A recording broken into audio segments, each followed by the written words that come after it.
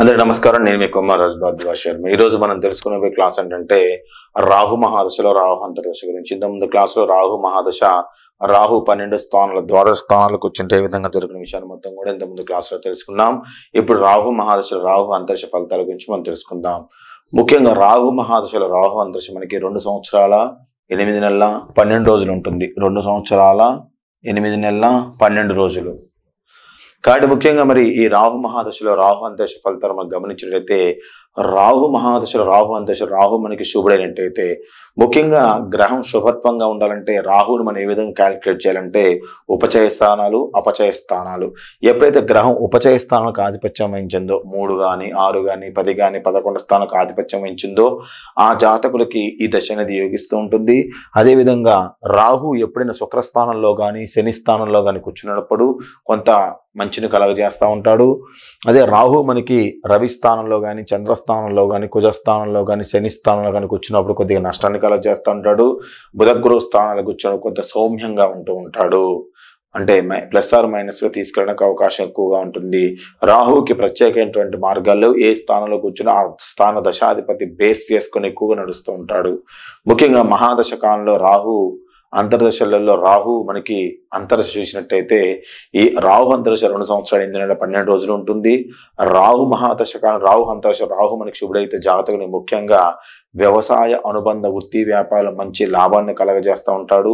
వస్తు వాహనాలు సౌఖ్యాలు సమకూర్చుకొని సుఖించే విధంగా ప్రయత్నం చేస్తూ ఉంటాడు. కుటుంబ సౌఖ్యాన్ని పొందుతూ ఉంటారు.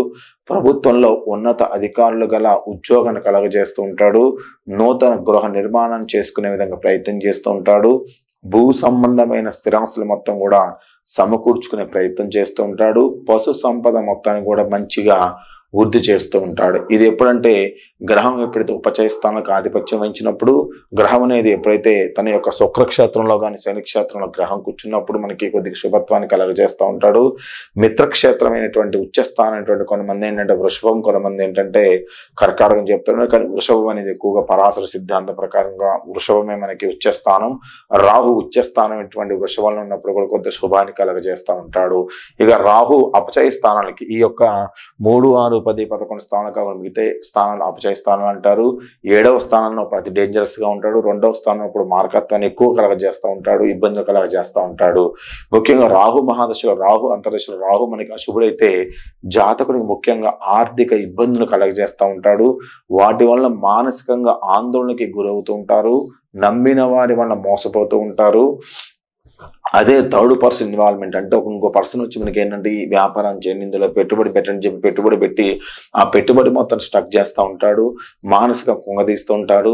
భార్యకు అనారోగ్య సమస్యలు పీడిస్తూ ఉంటాడు. గృహంలో అగ్ని ప్రమాదాలు కలుగుతూ ఉంటాయి. మానసికంగా బెదకు లోనవుతుంటారు. ఇంకొక కొత్త స్త్రీ పరిచయం, కొత్త స్త్రీతో ఎక్కువ పరిచయాలు పెంచుకొని ఆ కొత్త స్త్రీ వలన సమస్యలు ఫేస్ చేస్తూ ఉంటారు. శత్రుబాధలు ఎక్కువ అవుతూ ఉంటాయి. ప్రభుత్వ శిక్షలకు జరిమానా కట్టవలసి వస్తుంటుంది. కోర్టు సమస్యల మొత్తం కూడా చుక్కెదురుగా ఏర్పడుతూ ఉంటుంది. మరి ఈ రాహు మహాదశ ఏంటంటే ఎక్కువ శాతం కూడా మానసికంగా కుంగదీసేటువంటి దశగా చెప్పబడుతూ ఉంటుంది. మరి ఈ రాహు గ్రహానికి సంబంధించినటువంటి నివారణ ఉపాయాలేంటి, మరి పరిహారాలు ఏంటి అనే విషయాన్ని మనం ఇప్పుడు మాట్లాడుకుందాం. ముఖ్యంగా మానవుని ఇంత ప్రభావం చూపే రాహుగ్రహ నివారణ ఉపాయాలు, రాహుకి అధిదేవత ఎవరంటే పృథ్వీ అని కొందరని, గోవు అని కొందరని చెప్తూ ఉంటారు. ప్రత్యేకంగా దేవత ఎవరంటే సర్పము. అది ప్రత్యేక దేవత సహితంగా పునశ్చరణ చేసి దారిపోయినటువంటి నివారణ మార్గాలు మొత్తం కూడా మనకు కనిపిస్తూ ఉంటాయి. ముఖ్యంగా రాహుకి సర్పం దేవత, అది దేవత ప్రత్యేక దేవతలు ఉంటూ ఉంటాయి. ముఖ్యంగా రాహుకి అధిష్టాన దేవత ఎవరంటే దుర్గాదేవి.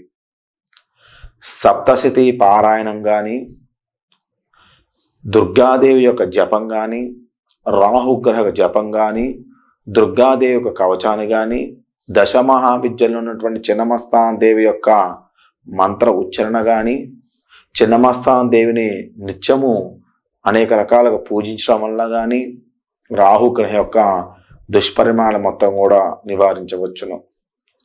ముఖ్యంగా రాహు ఏంటంటే మంగళవారానికి ఎక్కువగా ప్రతీక. ఎందుకంటే దుర్గాదేవి ప్రతీక మంగళవారం కాబట్టి రాహు కూడా మంగళవారం రోజు ప్రతీక కాబట్టి మంగళవారం నాడు ప్రారంభించి వరుసగా 18 రోజుల పాటు పారుతున్న నీటిలో రోజుకు ఒక కొబ్బరికాయని ధార పోస్తూ ఉండి పగలగొట్టి ఏం చేస్తారంటే 18 రోజుల పాటు పారుతున్న నీటిలో, అంటే నది కానీ చెరువు కానీ పారేదై ఉండాలి, నిలిచేటువంటి నీటిలో కాదు, పారేటువంటి నీటిలో ప్రతి మంగళవారం రోజు 18 రోజుల పాటు పారుతున్న నీటిలో రోజుకు కొబ్బరికాయ ధార పోయటం వలన నివారణ కలుగుతూ ఉంటుంది. పడుకునే ముందు గదిలో నెమలి పించాన్ని కనపడేటట్లుగా పెట్టి తెల్లవారుజామున లేవగానే చూచటం వల్ల కూడా రాహుగ్రహ పీడ అనేది నివారణ కలుగుతూ ఉంటుంది. ప్రతిరోజు దేవాలయంలో దీపారాధన 18 వారాల పాటు చేయండి. ప్రతి దేవాలయంలో నవగ్రహాలు ఉన్నటువంటి రాహుకి 18 వారాలు దీపారాధన చేయండి. రాహు మంత్రాన్ని పుష్పాలతో అర్పిస్తూ ఉండండి. ఎక్కువ శాతం కూడా రాహుకి అండ్ నీల పుష్పాలు దొరుకుతుంటాయి. నీలం రంగులో ఉన్న పుష్పాలు, నీలం రంగుల పుష్పాలతో ఆయనకి పూజ చేస్తూ ఉండండి. నీలం దుస్తులు వాడుతూ ఉండండి. అదేవిధంగా ఒక మినప్పప్పు 1.5 kg దానం చేసి వేప నూనెతో దీపారాధన చేయడం వల్ల రాహుదోషం తొలగిపోతూ ఉంటుంది. 1.5 kg మినప్పప్పుని దానం చేసి 18 వారాల పాటు వేప నూనెతోని దీపారాధన చేయడం వల్ల రాహుదోషం అనేది తొలగిపోతూ ఉంటుంది. రాహు భగవానికి మంగళవారం రోజు అభిషేకం చేయించండి. నీల వస్త్రాలు వాడండి. ఇంకా ఎక్కువగా నష్టం దశ ఉన్నట్టయితే గోమేధికాన్ని మనం వాడటం అనేది చాలా మంచిది. గోమేధికం ఒక 3 క్యారెట్ నుంచి 5 క్యారెట్ల వరకు జాతక పరిశీలన చేయించుకుని వాడండి. కుదిరితే ప్రతిరోజు కూడా రాహు స్తుతి చేయండి. లేదనుకుంటే ప్రతి మంగళవారం రాహుకి స్తుతి చేస్తూ గరికతో హోమం చేయండి. మినపప్పు పొడి, అన్నం మొత్తం కూడా అగ్నిగా ఆహుతి ఇస్తూ ఉండండి. తర్వాత దీపారాధన ఇంట్లో ప్రతిరోజు చేస్తూ ఉండండి. రాహుకి 18,000 సంఖ్యతోని కయాన చిత్రాన్ని మంత్రంతో జపం చేయించుకోండి. కయానిస్త్ర మంత్రంతో హోమం చేయించుకోండి. దానికి తర్పణం చేయించండి, దానం చేయండి. రాహు దోషం కోసం జాతి గోమేధకం వాడటం అనేది చాలా మంచిది. ఎక్కువ శాతం కూడా కయాన చిత్ర అభువదూత అనే మంత్రం ఉంది. ఆ మంత్రాన్ని శ్లోకాన్ని పఠిస్తూ ఉండండి. లేదంటే మీకు నవగ్రహాల మంత్రం వస్తూ ఉంటుంది. నవగ్రహాల మంత్రాన్ని శ్లోకాన్ని చదువుతూ ఉండండి. ఎక్కువ శాతం కూడా రాహు ఏంటంటే మనసుని, మైండ్ని మొత్తాన్ని కూడా డైవర్ట్ చేయడం కోసం ఎక్కువగా ప్రయత్నం చేస్తూ ఉంటాడు. రాహు మహాదశ మనకి అనుకూలంగా లేకపోయినట్టయితే మనకేంటంటే గురుడు తర్వాత మనకి గురు మహాదశ తర్వాత మనకి రాహు మహాదశ వస్తూ ఉంటుంది. ఎక్కువ శాతం కూడా గురుడు ఏంటంటే 16 సంవత్సరాలు ఉంటాడు, రాహు 18 సంవత్సరాలు ఉంటాడు. గురు మహాదశ వాళ్ళకి యోగకరంగా ఉండి 16 సంవత్సరాల పాటు భాగ్యాలు అందరూ కూడా అనుభవించుకుంటూ వచ్చి ఈ రాహుదశ రాగానే సమస్యలు ఫేస్ చేస్తూ ఉంటాడు. ఎంతో చదివి రాహుదశ రాగానే ఉద్యోగం ఉండదు, ఏమీ ఉండదు. అలాగే రకమైనటువంటి ఈ గురు మహాదశలో వాళ్ళు 90% చదివి రాహుదశలో రాగానే చదువు మొత్తం కూడా 60%లో పడిపోతూ ఉంటుంది. రాహుదశలో ఉన్న వాళ్ళు ఎక్కువ శాతం కూడా ఏంటంటే మైండ్ డైవర్ట్ చేసి కొన్ని విద్యాభ్యాసం ఉన్న పిల్లగాళ్ళకి ఏం చేస్తారంటే ఈ లవ్ సంబంధించిన విషయాల్లో కలగజేసి అటువైపు తీసుకుని వెళ్ళి వాళ్ళని మానసికంగా కుంగదీసి మరణకారకుడుగా మారే అవకాశం కూడా కొన్ని జాతకాలు కనిపిస్తూ ఉంటాయి. లేదంటే జీవితం మీద ఈ 18 సంవత్సరాలు మొత్తం కూడా విరక్తిని కలిగించేటువంటి స్థితిని కూడా కలగజేస్తూ ఉంటాడు. రాహుదశ మనకి యోగిచ్చిందంటే దానంత అదృష్టవంతుడు ఇంకో లేడు. రాహుదశ అదృష్టం మనకి ఒకవేళ అదృష్టంగా లేకపోయినట్టయితే జాతక చక్రం అపచయ స్థానానికి ఎప్పుడైతే ఆధిపత్యం వహించిందో, ఎప్పుడైతే రాహువుకి తన యొక్క మిత్రక్షేత్రంలో కన్నా శత్రుక్షేత్ర గ్రహం కూర్చుందో అనేక రకాలైనటువంటి ఇబ్బందులు కలగజేస్తూ ఉంటాడు. రాహు చెప్పేటువంటి విషయంలో రాహు ఎక్కువ శాతం థర్డ్ పర్సన్ ఇన్వాల్వ్మెంట్ ఎక్కువగా ఉంటుంది. మీ మైండ్ని మీరే నమ్మండి. పక్క వాళ్ళు ఇది చెప్తున్నారు, పక్క వాళ్ళు చెప్తున్నారు అని చెప్పి మీరు వినకండి. రాహు టైంలో ఎట్లుంటుందంటే ఒకటే మైండ్ సెట్ మీద ముగ్గురు ప్రభావం చూపిస్తూ ఉంటారు. ఇటు తల్లి, తండ్రి, భార్య. దీనివల్ల కూడా మనిషి బాగా కుంగిపోయేట పరిస్థితి కూడా రాహు మహాదశలో కనిపిస్తూ ఉంటుంది.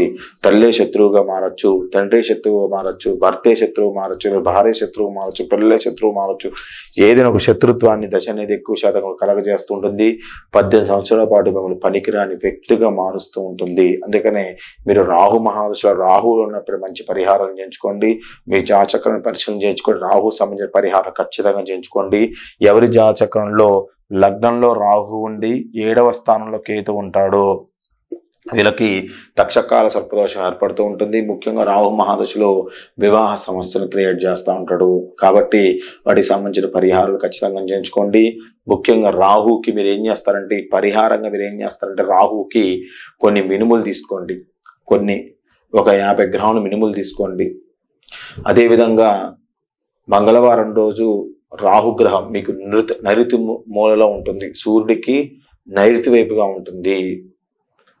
సూర్యుడికి నైరుతి వైపులో కింద సర్పం ఉండి పైన తలకాయ ఉంటుంది.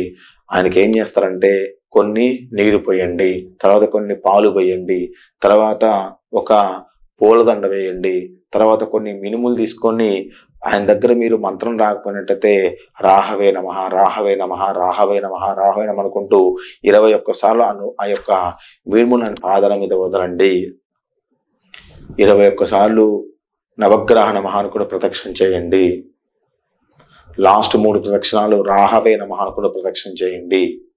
ఈ విధంగా ప్రదక్షిణ చేసిన తర్వాత కాలు కడుక్కొని దైవ దర్శనం చేసి ఇంటికి వెళ్ళండి. ఎక్కువ శాతం కూడా ఏంటంటే, ఈ విధంగా ఒక 11 వారాలు చేసి 12 వారంతో బ్రాహ్మణుడితోని దానికి గ్రహానికి అభిషేకం చేయించండి. రాహు దశ యోగిచ్చిందని రాహు యొక్క అనుగ్రహాన్ని మీరు పొందారు అంటే శుక్ర మహాదశని తన్నిటువంటి దశ రాహు దశ. రాహు దశ మీకు యోగంగా లేకపోతే శని మహాదశ కంటే 600 రెట్లు ఎక్కువ నష్టపరిచే దశ కూడా మన రాహు దశే.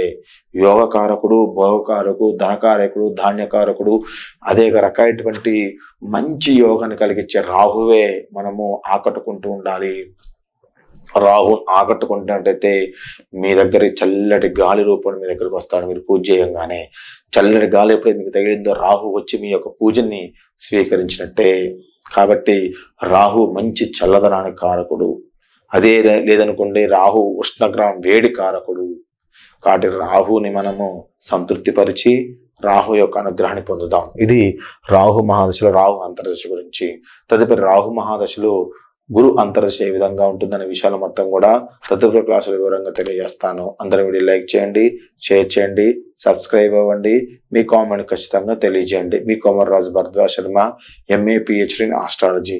దయచేసి రాహు సంబంధించిన విషయాలు మొత్తం కూడా జాగ్రత్తగా క్లుప్తంగా మీ జాతకాన్ని పరిశీలన చేయించుకోండి. దయచేసి ఈ వీడియోకి మీ కామెంట్ మాత్రం ఖచ్చితంగా తెలియజేయండి. మీ భరద్వాజ్.